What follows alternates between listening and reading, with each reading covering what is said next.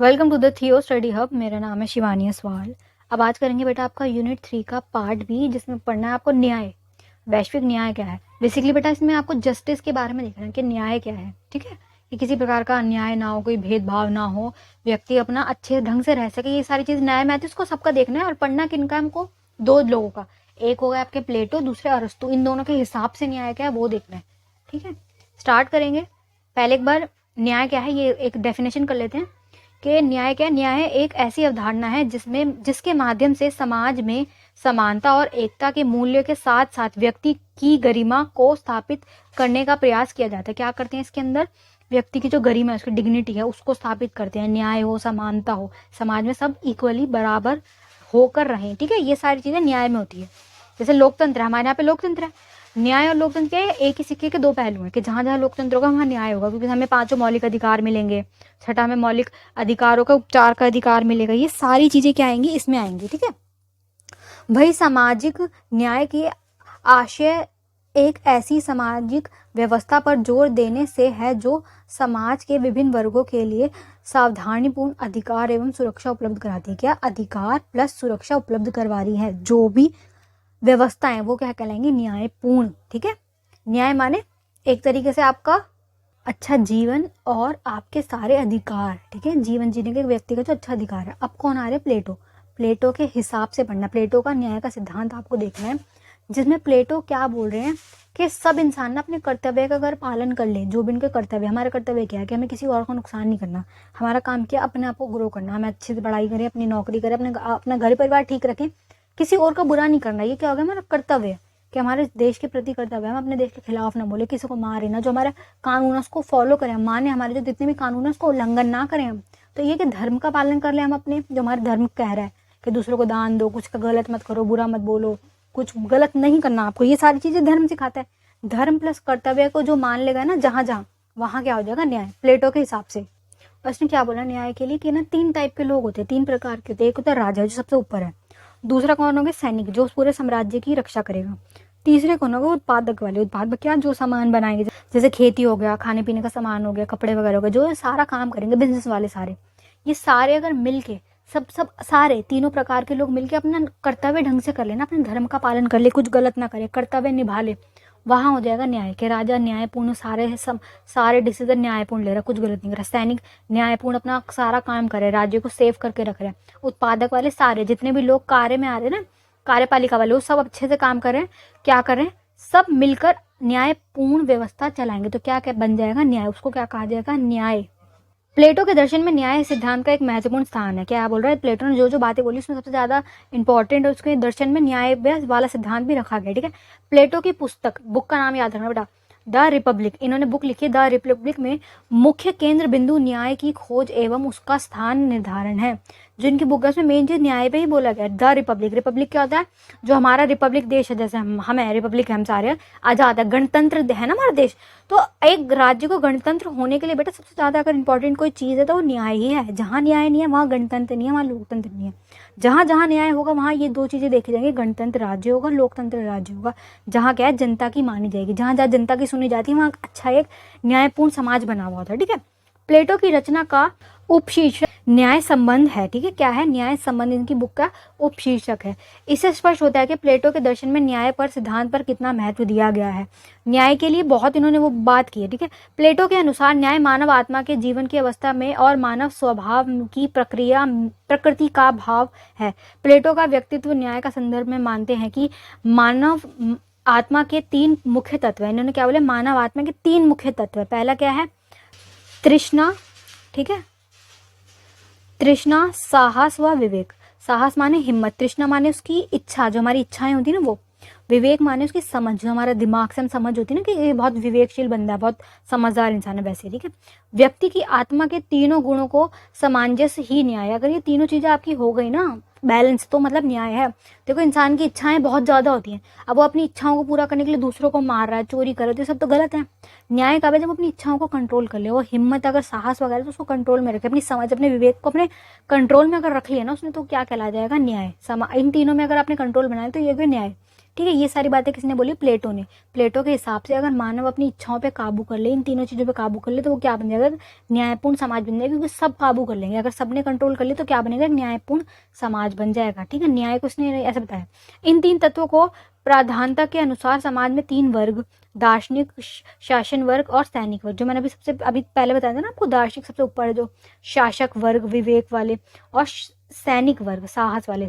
सैनिक कौन हो गए, सारे साहस वाले। विवेक वाले कौन हो गए, शासन वर्ग वाले, जो राजा टाइप है, जो सारा कंट्रोल करेंगे विवेक से। ठीक है, दार्शनिक बाकी के जो बचे हो गए, दार्शनिक जो उत्पादक वाले जिसमें आएंगे, एवं उत्पादक वर्ग, ये हो गया तीसरा। ठीक है, जो तृष्णा में आएंगे, माने इच्छा रहना चाहिए। जो 3 मैंने अभी आपको तत्व बताया, 3 तो ये तत्व बता रहे हैं, साहस, तृष्णा और विवेक, माने इच्छाएं, दिमाग और उसकी समझ, ये 3 चीज हो गई। 3 तरीके के लोग बताए उन्होंने, राजा, सैनिक और उत्पादक वर्ग वाले। शासन वर्ग वाले राजा, सैनिक वर्ग वाले और उत्पादक वर्ग वाले। ठीक है, एक बार फिर से समझा रही हूँ, कंफ्यूज मत हो जाना। आत्मा के 3 प्रमुख तत्व बताए हैं, तृष्णा, ठीक है, इच्छाएं, साहस माने हिम्मत, विवेक माने सोचने की हमारी समझ और शक्ति जो होती है। ठीक है, 3 प्रकार के इन्होंने वर्ग बताए। शासन वर्ग सबसे ऊपर राजा वाले हो गए, जो विवेक का काम करेंगे, डिसीजन लेंगे सारे। सैनिक वर्ग वाले साहस वाले, ठीक है, ये साहस वाले सेकंड हो गए। तीसरे उत्पादक वर्ग इच्छा वाले, क्या खाना है, क्या बनाना है, ये सारी चीजें इच्छाओं से रिलेटेड है। ठीक है, यह अगर इन तीनों चीजों ने कंट्रोल कर लिया ना, इन सब ने कंट्रोल कर लिया, अपना कर्तव्य का पालन कर लिया, तो क्या हो जाएगा बेटा, हमारा न्याय जो है स्थापित हो जाएगा। न्याय यही है। ठीक है, यहाँ प्लेटो के अनुसार समाज के इन तीनों वर्गों में अपने कर्तव्य का निष्पक्ष मतलब बिना किसी सेल्फ ग्रीड के, बिना कुछ सोचे, सेल्फिशनेस बिल्कुल हटा दो, अगर आपने कंट्रोल कर लिया तो क्या है बेटा, ये एक सामाजिक न्याय है। ठीक है, अगर आप किसी दूसरों के कार्य में हस्तक्षेप नहीं कर रहे, किसी और को डिस्टर्ब नहीं कर रहे, किसी को मार नहीं रहे, चोरी नहीं कर रहे, हस्तक्षेप ये सारी चीजें कि तुम दूसरों को तंग कर रहे हो, ये सब ना करके, तो क्या बन जाएगा, आपका सामाजिक न्याय बन जाएगा। सब अपने कर्तव्य का पालन कर ले, अपनी इच्छाओं पे काबू कर ले, अपनी ग्रीड को कंट्रोल कर ले, तो फिर न्याय स्थापित हो जाएगा पूरे समाज में। ठीक है, इस प्रकार हम कह सकते हैं कि प्लेटो का न्याय का सिद्धांत कानूनी सिद्धांत ना होकर नैतिकता पे संबंधित। ये रूल्स पे फोकस नहीं कर रहा कि रूल बनाओ, लोगों को कंट्रोल करो, ये नैतिकता पे बोल रहा है कि भाई तुम खुद करो ना कंट्रोल। हर इंसान है, ठीक है, सब इंसान है। कुछ लोग क्रिमिनल माइंड वाले तो कुछ क्या करते हैं, दूसरों का छीनना पसंद करते हैं। कुछ ऐसे होता है कि नहीं, अगर हमारे पास नहीं है तो कोई बात नहीं, हम अच्छी पढ़ाई करेंगे, हम अपनी नौकरी लेंगे, जॉब लेंगे और हम खुद कमाएंगे। ये हो गया न्याय, कि हम किसी और का छीनेंगे नहीं, हम अपने अच्छे तरीके से नैतिकता का पालन करते हुए खुद कमा लेंगे। अगर हमें कोई चीज़ पसंद आ गई, हमारी इच्छा है कि मुझे ये चाहिए, तो चोरी करना जरूरी थोड़ी है, खुद भी तो कमाया जा सकता है। दिमाग लगाओ, अपना विवेक का यूज करो, अपने दिमाग को यूज करो, है ना। ऐसी कौन सी चीजें जो यूज ना किया अपने दिमाग का वो मिल जाए, है ना।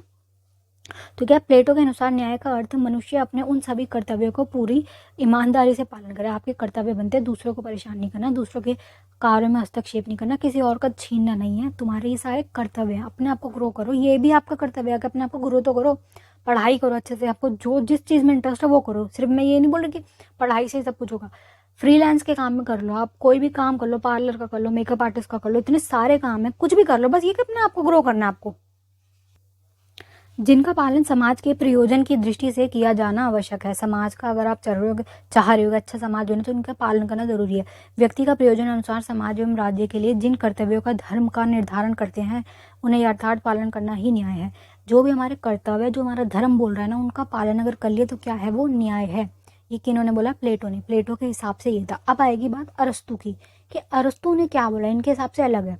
ठीक है, तो ये कि अरस्तु तात्विक न्याय के प्रमुख प्रतिपादकों में से एक है। ठीक है, ये भी बहुत बहुत बड़े वाले वो हैं। ठीक है, क्या बोलते हैं, ज्ञान सम्राट बोलते हैं, इनके पास इतना ज्ञान था, इन्होंने इतनी सारी किताबें लिखी। ठीक है, पश्चिमी देश के बहुत बड़े विद्वान हैं, ये जो पॉलिटिक्स की बातें होती है समाज में कहते हैं वो सब बताते हैं। ठीक है, अरस्तु के अनुसार न्याय का आधार सामान्य की भावना है, कि अगर सब बराबर हो जाए ना तो क्या है, वो न्याय। और ये सही बात भी, अगर जहाँ सब बराबर है ना, सबको इक्वली ट्रीट किया जा रहा है, वो क्या कहलाएगा, न्याय। ठीक है, तो तुम किसी के साथ किसी प्रकार का भेदभाव मत करो, न्याय अपने आप स्थापित हो जाएगा। ठीक है, राजनीतिक विज्ञान के जनक अरस्तु ने अपने ग्रंथ में एक्स में न्याय संबंध, इनकी बुक का नाम क्या बेटा, एथिक्स। इनकी बुक्स एथिक्स में इन्होंने अपनी बातें बताई हैं, जिनको हम अब पढ़ेंगे। ठीक है, देखो बेटा, इन्होंने 2 चीजें बोली, एक हो गया सामान्य न्याय। न्याय में 2 पार्ट बताए इन्होंने, इसको डिवाइड कर दिया, एक सामान्य न्याय और दूसरा वाला क्या है, विशेष न्याय। सामान्य न्याय में क्या है कि तुम नॉर्मल रहो, न्यायिक पूर्ण समाज बनाओ जिसमें सब बराबर हो। ठीक है, सारे भलाई से रहे, सारे अच्छे से रहे, ये क्या होगा, सामान्य न्याय। विशेष न्याय में 2 पार्ट बटेंगे, इसके बारे में भी पढ़ेंगे। सामान्य पढ़ते हैं एक बार। सामान्य न्याय क्या कह रहा है, आपके अनुसार मतानुसार सामान्य न्याय के आशय सामाजिक नैतिकता से है। सामाजिक नैतिकता में क्या हो गया, सब बराबर, सारे अधिकार मिल रहे, सब अच्छे से चल रहा है, जो बिल्कुल ठीक है लोकतांत्रिक रूप से। अरस्तु ने सामान्य न्याय के संपूर्ण साधुत्व शब्द प्रयुक्त किया है, साधुत्व, ठीक है। सामान्य न्याय से उसका आशय पड़ोस के प्रति किया जाने वाला भलाई के साथ कार्य से है। जो भी आपका पड़ोसी है, आपके साथ वाला देश, पड़ोसी देश हो गया, पड़ोसी आपके साथ जो रह रहा है वो, उनके साथ अच्छा व्यवहार करो, अच्छाई के कर्म, ठीक है, सारे अच्छाई के कार्य, सभी सद्गुणों को यूज करो, हमें सारे अच्छे अच्छे गुणों को यूज करके सामान्य न्याय बनाओ। तो ये क्या हो गया, विशेष न्याय। विशेष न्याय मनुष्य के अन्य मनुष्यों के साथ उचित एवं सामान्य व्यवहार करने के प्रेरणा देता है। वही बात बोल रहा है, देखो बट ये क्या बोल रहा है कि अच्छा व्यवहार करो हम हर व्यक्ति के साथ, ठीक है। इस न्याय को यह अनुपातिक समानता के अर्थ में लेते हैं। इसका अभिप्राय यह है कि जिस व्यक्ति को जो मिलना चाहिए उसकी प्राप्ति इस कोटि में आती है। मतलब दो इन्होंने पार्ट डिवाइड कर दिए, ठीक है। एक आपका ये हो गया सामान्य न्याय, फिर दूसरा क्या है, विशेष न्याय। अब विशेष न्याय के भी दो पार्ट इन्होंने कर दिए। पहला वाला क्या है, संशोधात्मक, सुधार करो, जो भी चीजें गलत है, किसी के साथ कुछ गलत हो तो उसे चेंज करो, ठीक है। दूसरा क्या है, वितरण। वितरण में क्या होता है बेटा, ढंग से बांटो, वितरण सही प्रकार से किया जाए, जिसको जितनी जरूरत है उसको उतना दिया जाए, सबको इक्वल मत दो कि तुम सबको बराबर दे रहे हो, जिसको जरूरत है उसको एक्स्ट्रा दो, जिसे नहीं चाहिए उसे मत दो, ऐसे वितरण ढंग से किया जाए। संशोधात्मक में कहता है चेंजेस किया जाए, जो चीजें गलत हुए उनको क्या है, न्याय दिलाया जाए, उसे बदला जाए, जो गलत हुआ उसको ठीक किया जाए, न्याय दिया जाए। संशोधात्मक, चेंज करना, अमेंडमेंट करना, ठीक है।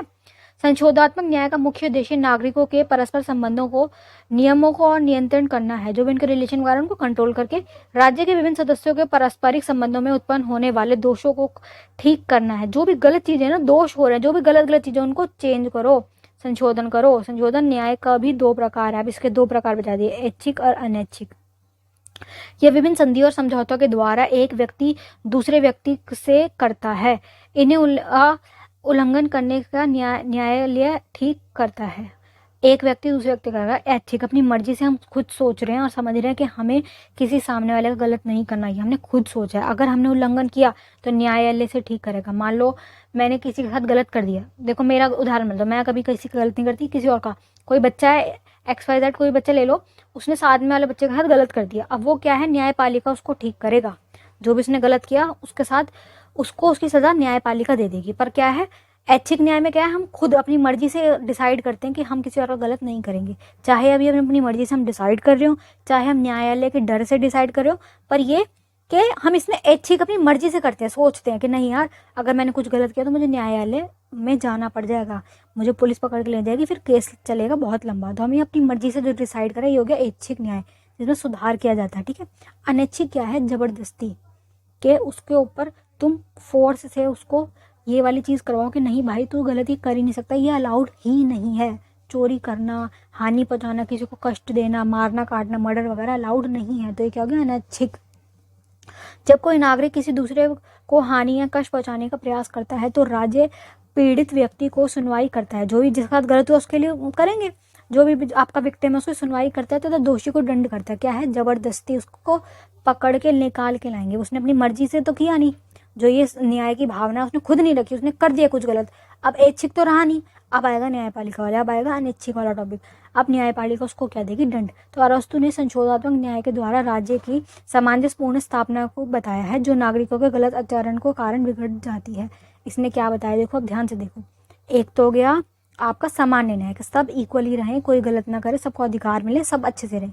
दूसरा क्या हो गया, विशेष न्याय, ठीक है। इस विशेष न्याय के भी दो पार्ट बता दिए इसने, संशोधात्मक, एक में क्या बदलाव करो, एक क्या वितरण वाला, के बंटवारा जो होगा ना चीजों का वो ढंग से करो, जिसे चाहिए उसको दो, जिसको नहीं चाहिए उसे मत दो, ठीक है। अब इसके विशेष न्याय में भी इसने दो पार्ट बांट दिए, एक हो गया ऐच्छिक, अपनी मर्जी से तुम सुधर जाओ, दूसरा क्या अनैच्छिक, कि नहीं मान रहे ना तो फिर तुम्हें डंडा लेके सुधारा जाएगा, फिर तुम्हें मारा पीटा भी जाएगा, अगर पुलिस स्टेशन में पुलिस पकड़ के ले जाती है तो वहाँ पे प्यार से बात नहीं होती, वहाँ मारपीट से ही बात होती है।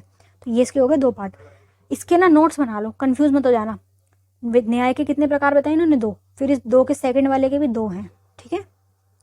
वितरणात्मक न्याय में क्या है, वितरणात्मक न्याय से अभिप्राय उस सामान्य और धन संपत्ति वितरण से है, जो भी चीजें है ना, सरकार जो भी चीजें देती है उनका वितरण इस प्रकार से हो कि जिसको जरूरत है, जो प्रत्येक नागरिक को राजनीतिक समुदाय में उसका उचित स्थान दिलाता है। उस वितरण के संबंध में राज्य के नागरिकों के पद, सम्मान और पुरस्कार के वितरण से है, वितरण ढंग से हो, उसको सम्मान वगैरह जो भी जितने चीजें हैं हमारे अधिकार है, हमें जो मिले में अधिकार है, ये सब इक्वली मिले। पहले तो अधिकार सबको बराबर मिले और जो भी सरकार द्वारा हमें सुविधाएं मिलती हैं वो ढंग से मिले। ठीक है, नेक्स्ट क्या टॉपिक है बेटा आपका, आधुनिक युग में न्याय, जिसमें क्या कहा जाएगा, आधुनिक माने अब का जो हमारा युग चल रहा है जिसमें हम रह रहे हैं ना, प्रेजेंट टाइम पीरियड जो हमारा, इसमें क्या है, न्याय अब क्या बन गया है, जैसे लोकतंत्र है, हमारा लोकतंत्र है, बाकी ऑलमोस्ट देशों में लोकतंत्र ही है, सब लोकतंत्र बताते हैं।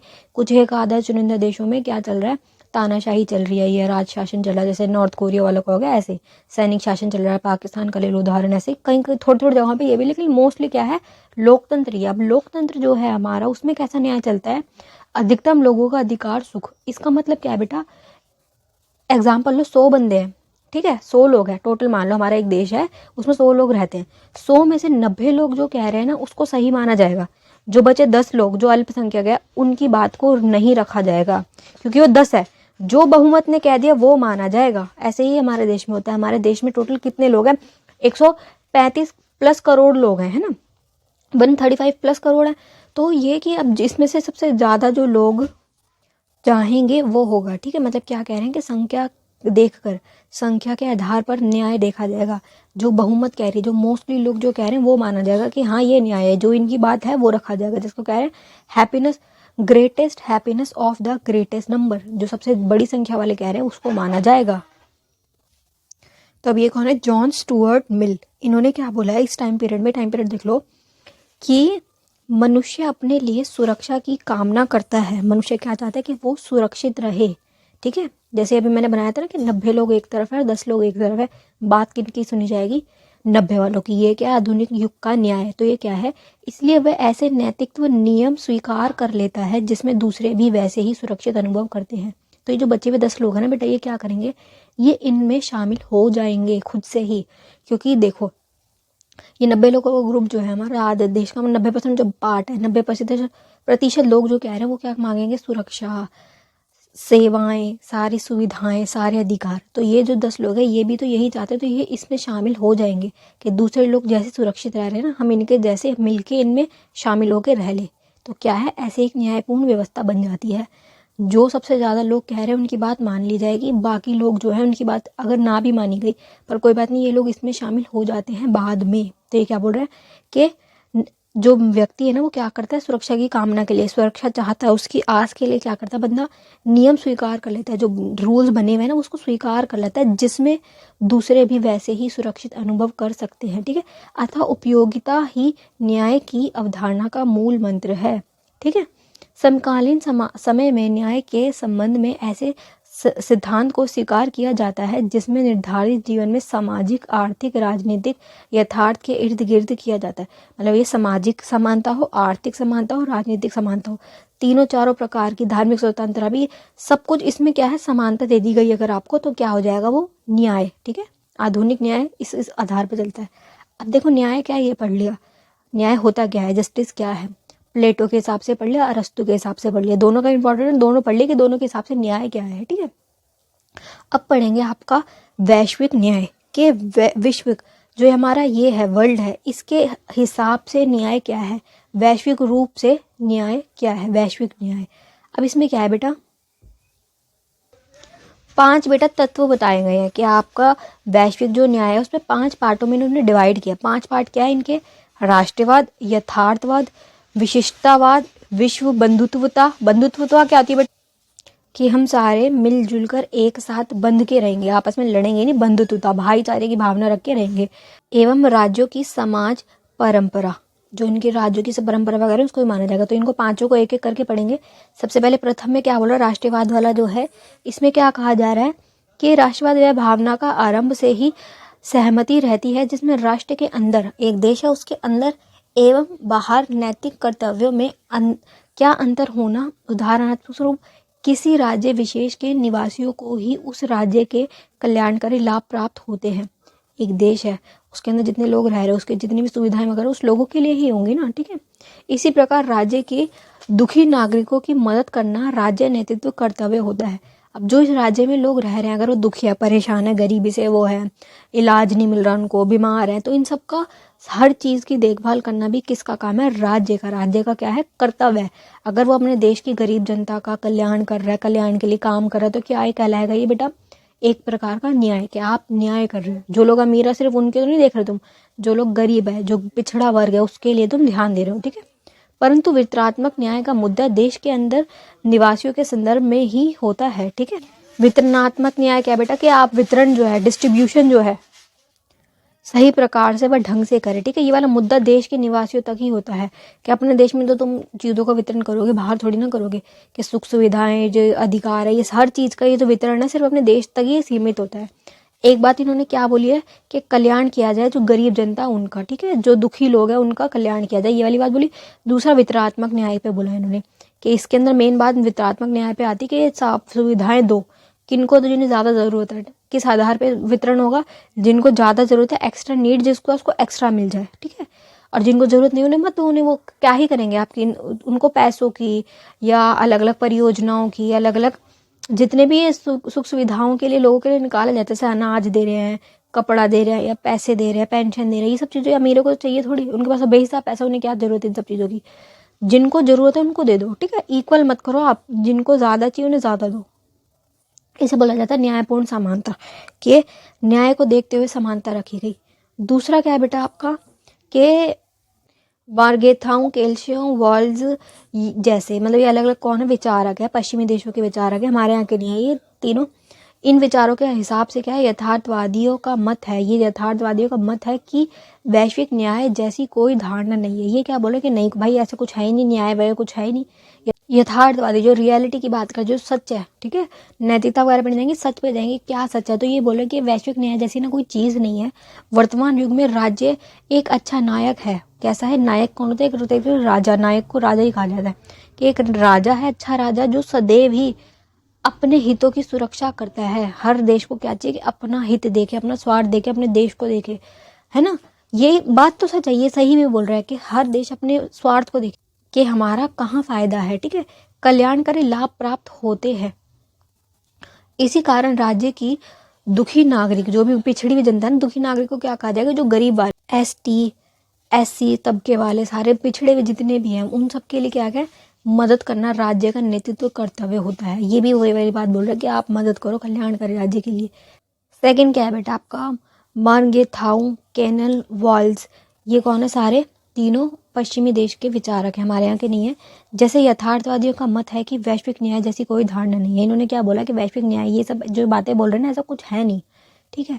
वर्तमान युग में राज्य का एक अच्छा नायक है, नायक माने राजा, कि राज्य जो हमारा देश है, एक राजा है जो सदैव ही अपने हितों की सुरक्षा के काम करता है, अपनी सुरक्षा के लिए काम करता है, अपने हित के लिए काम करता है, अपने जो खुद के सेल्फ होता है ना बेटा, हमारी जो इच्छाएं हैं उसके लिए हम काम करेंगे, हमें बाहर वालों से कोई मतलब नहीं है।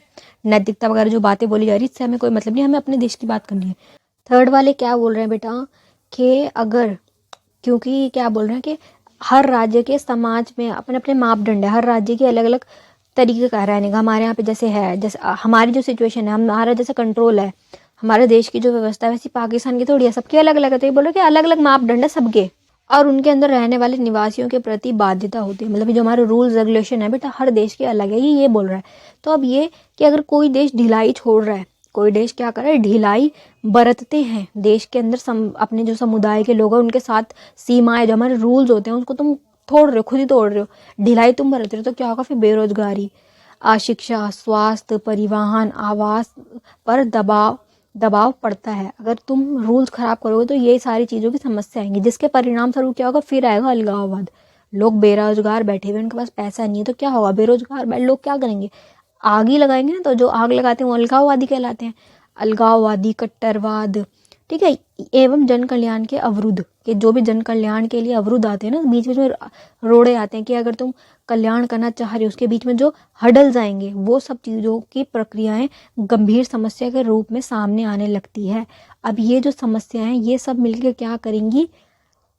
खतरा न्याय के लिए, क्योंकि न्याय वाली व्यवस्था कैसी है? सब सही हो, सब अच्छे से रह रहे, कोई किसी का गलत नहीं कर रहा, पूरा समाज का एक अच्छा समाज बनना, कल्याणकारी समाज है जिसमें सबका भला हो रहा है। लेकिन अगर राज्य ने खुद ने ही गलत किया, ढिलाई छोड़ी तो ये सारी समस्या सामने आने लग जाएगी, जिसके परिणाम स्वरूप सुरक्षा और स्वयं निर्णयता ये सारी चीज़ें जो है खराब हो जाएंगी। अब ये क्या बोले बेटा, विश्व फोर्थ वाले क्या बोले, विश्व बंधुता के अनुसार नैतिकता एक सार्वभौमिक सत्य है।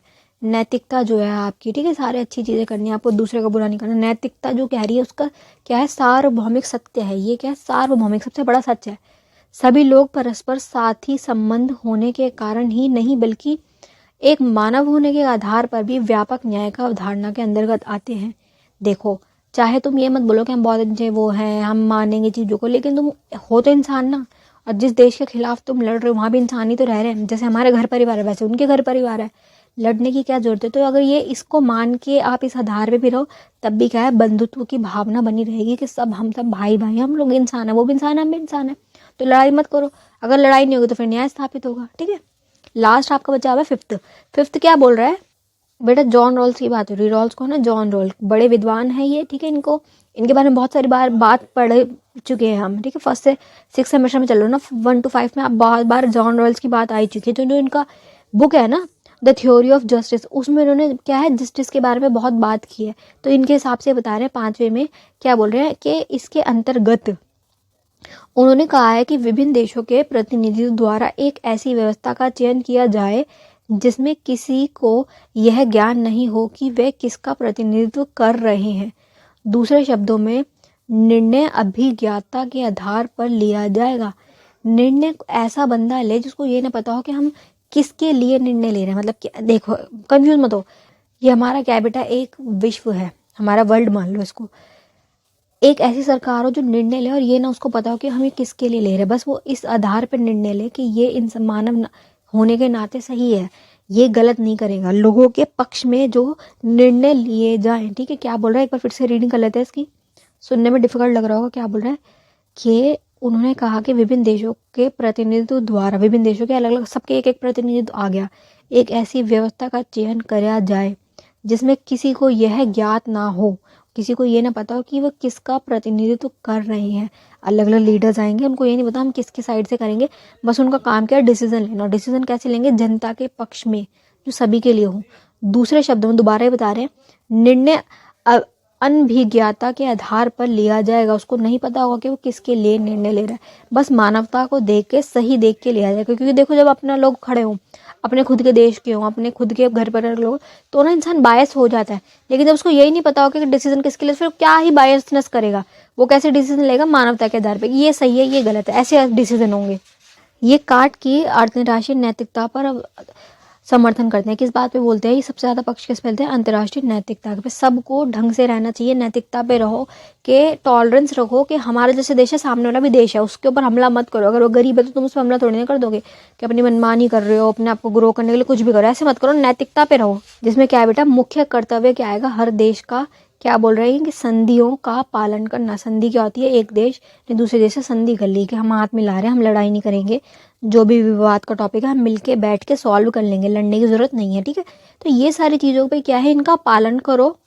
डिसीजन ऐसे लो जो सबके लिए हो, अच्छे डिसीजन लो, किसी प्रकार का कोई इसमें हित मत देखो, किसी प्रकार का पक्षपात ना हो, ऐसे डिसीजन लो। तथा युद्ध को रोकना है। ठीक है, इन्होंने क्या बोला, न्याय कब होगा, जब युद्ध रुक जाएगा। चलिए बेटा, best of luck for your exam. न्याय पूरा समझ लिया, प्लेटो और अरिस्टो के हिसाब से समझ लिया, आधुनिक युग में न्याय क्या है, और न्याय को वैश्विक रूप से क्या क्या अवधारणाएं आ रही हैं। ठीक है, बाकी अगर आपको इसमें कुछ डिफिकल्ट लग रहा हो तो आप मुझे कमेंट बॉक्स में पूछ सकते हैं। बाय।